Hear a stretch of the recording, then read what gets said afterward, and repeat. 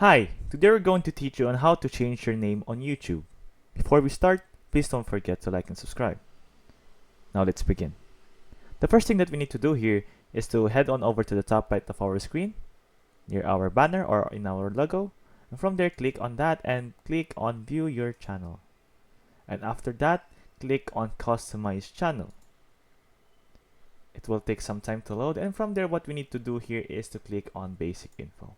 And from there, as you can see here, choose a channel name that represents you and your content. Changes made to your name and picture are only visible on YouTube and not other Google services.